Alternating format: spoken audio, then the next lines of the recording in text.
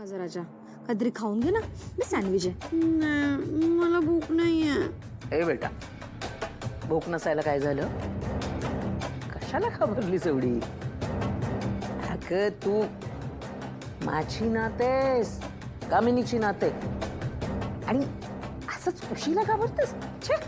Granny आजी, मी उशीला घाबरली नाही, मी त्या कमळीला घाबरली.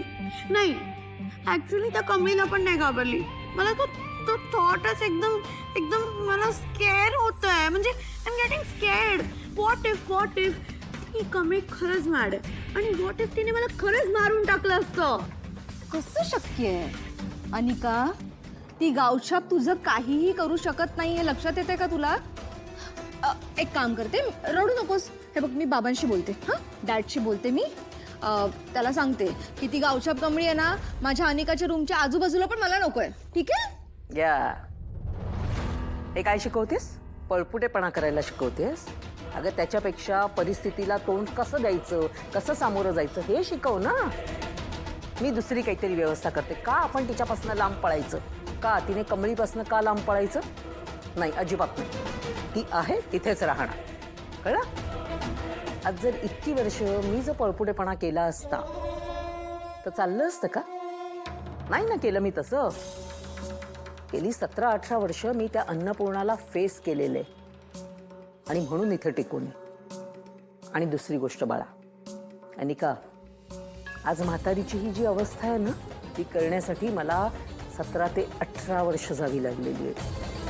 आणि म्हणून मी आज इथे टिकून आहे. आणि हे सगळं मी एकटीने केलेलं. लक्षात घे, एकटीने म्हणजे तुझी मम्मा होती माझ्यासोबत, पण ती लिंबू टेंबू होती. आणि आता काय? आता आम्ही दोघी आहोत ना तुझ्यासोबत. आणखी एक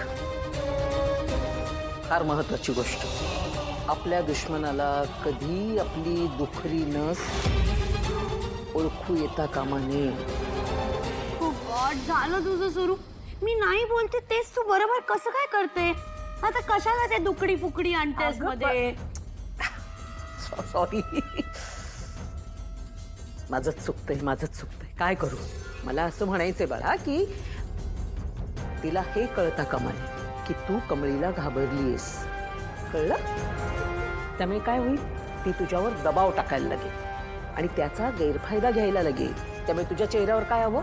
घाबरलेल्याचे भाव नाही.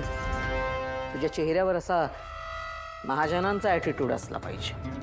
कुठूनही आपण हरलोत, कुठूनही आपण घाबरलोत, हे चेहऱ्यावर अजिबात येता कामा नये. अगं